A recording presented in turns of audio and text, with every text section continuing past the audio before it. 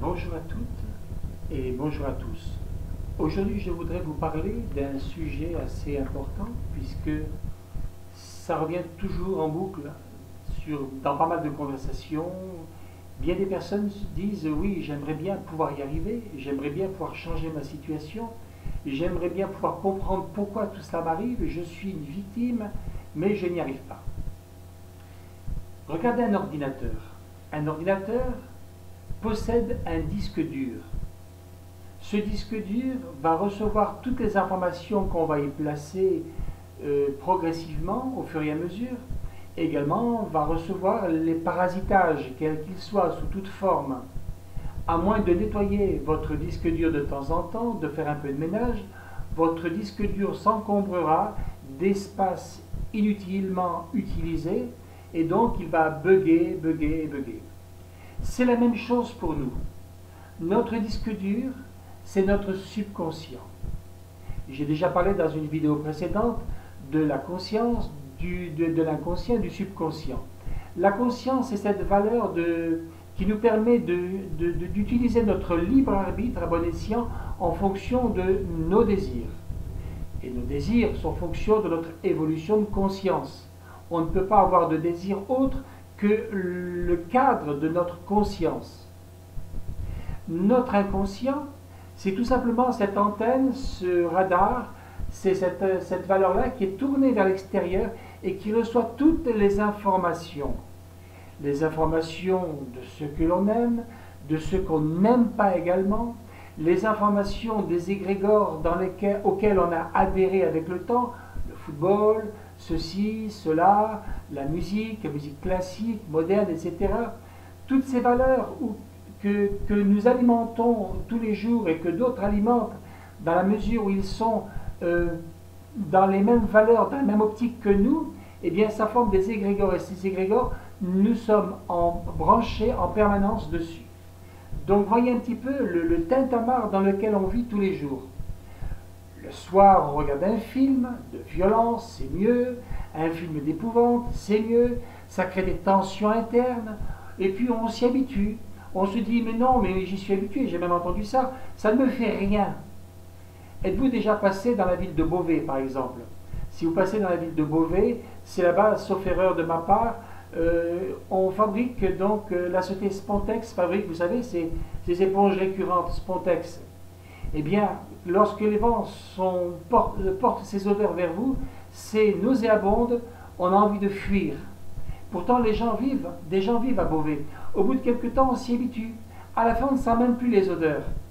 Avez-vous essayé de passer près de certaines usines où on transforme la cellulose du pain en papier? Ça pue le chou-fleur pourri. Et puis on ferme les vitres, et puis on roule vite pour s'éloigner. Pourtant, dans les villes qui sont là, ou la ville qui est là, les gens vivent et donc s'habituent aux odeurs. À la fin, ils ne sentent même plus les odeurs et vont acheter Dior, Caron, Cardin, etc., leur parfum préféré, sans se soucier puisqu'ils sont habitués. Donc, toutes ces valeurs de films qui sont assez violents, assez choquants, où il y a du sang, et toujours plus, et toujours plus, et plus de films à sensation, on s'y habitue pareil. Notre cerveau a pris conscience que ça devient une habitude, donc on s'y habitue et on ne sent plus la douleur. Pourtant, les douleurs s'impriment progressivement. Et aujourd'hui, eh bien, on se dit, rien ne me réussit dans la vie, rien ne va plus comme avant, je ne sais pas quoi faire. Il existe une hygiène alimentaire. De plus en plus, les gens veulent du bio. Et puis, donc, ils se tournent vers les alimentations naturelles, saines, sans adjuvants chimiques, sans OGM, ce qui est bien, ce qui est très bien. Mais combien de personnes se soucient de l'alimentation psychique? Combien de personnes s'occupent de leur psychisme, de tout ce qui rentre comme information en eux et qui a fini par créer des bugs importants au niveau de la conscience? On ne raisonne plus comme avant, on est toujours focalisé sur les valeurs négatives, on est toujours focalisé sur les disputes, sur les guerres. Regardez les infos. Y a-t-il des informations positives? Elles sont toujours négatives. Et on sait que les informations sont contrôlées. On ne diffuse aux heures de repas que ce qui va entrer en vous. Parce qu'en même temps qu'on mange, on regarde les infos. Et en même temps qu'on regarde les infos, on avale toutes les valeurs qu'on nous place sur le petit écran. Et on y croit. Et on devient à l'image de ce formatage social. C'est une grave erreur. Et à la fin, il n'y a rien qui réussit. Le boulot ne marche pas. Notre femme, on se dispute avec. Les enfants, on nous claque la porte au nez, etc., etc., etc. Et tout le monde croit être la victime des autres. En fin de compte, nous sommes notre propre bourreau. Nous ne sommes pas les victimes. Si nous sommes les victimes, nous sommes victimes de ce que nous avons placé, accepté de placer dans notre tête. Regardez le jardinier. Il vous parle de ses plants, de la poussée de ses tomates, de ses salades, etc., etc. Ce qu'il vous dit, c'est bien. Allez vérifier, regardez son jardin, et vous saurez s'il est à la hauteur et à l'image de ce qu'il vous a dit. Le jardin révélera exactement ce qu'il a semé, ce qu'il a planté. Le jardin révélera la façon dont il est entretenu et dans la façon de quelle façon les valeurs poussent, grandissent et donnent. Nous avons un jardin intérieur. Nous sommes notre propre jardin. Et tout ce qui est autour de nous, que nous voyons et qui nous fait souffrir par réaction, tout cela c'est le miroir de ce que l'on a projeté, on a créé, on a cristallisé. Alors, on mange bio, c'est bien, on veut manger sainement, c'est bien, mais est-ce qu'on veut alimenter notre tête sainement également? Alors oui, mais chaque fois que je pense à une chose bonne, eh bien, les pas bonnes arrivent. Alors voilà un exemple à faire. Voilà ce que je vous propose. Vous vous allongez quand tout le monde vous fout la paix, quand personne ne vient vous perturber dans votre repos, qui est en fin de compte un travail. Et là, vous allez faire silence dans votre tête. Silence total. Et vous allez voir qu'au bout de quelques secondes, vous allez arrêter d'abord de parler. Et au bout de quelques secondes, vous allez commencer à discuter. Les valeurs vont venir. Et ce qui vient à vous, c'est tout de suite les choses les plus perturbantes. Jamais autre chose. Et là, vous allez prendre la contrepartie de ce qui vous perturbe. C'est une dispute avec le voisin, une situation qui vous dérange. Imaginez la contrepartie de cette dispute avec cette personne ou la contrepartie de cette situation.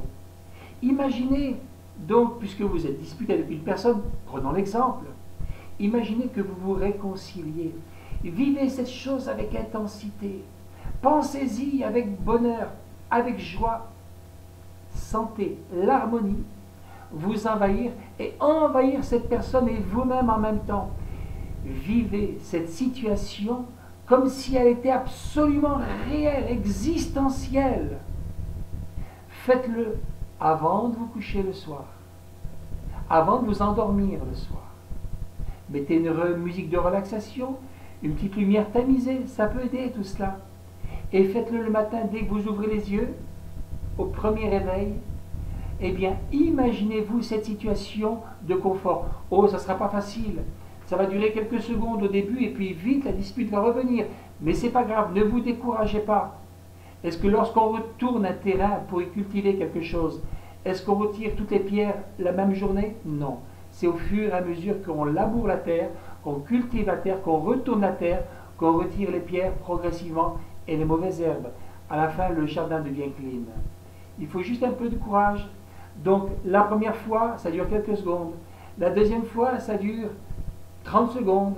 La troisième fois, vous allez réussir à conserver cette situation vivante, existentielle, passive, harmonieuse, belle, cordiale, pendant 1 minute, et puis après 2 minutes, et après 5 minutes, et après 10 minutes.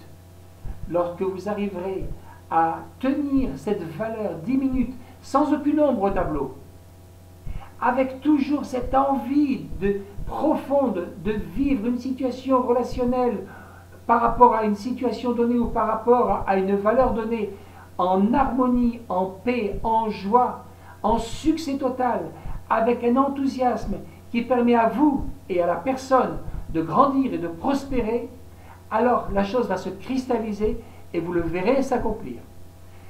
C'est pas par hasard que le Christ disait, si vous voulez une chose, quelle qu'elle soit, croyez que vous l'avez déjà reçu et vous le verrez s'accomplir.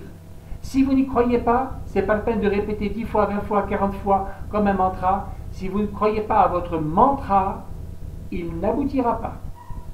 Mais si vous croyez que cette chose existe, si vous vivez la scène avec votre cœur, avec vos tripes, avec vos pensées, en ne voyant plus que cela, dans un halo de lumière, de bonheur, de vérité, de vie, vous le verrez s'accomplir, c'est une certitude.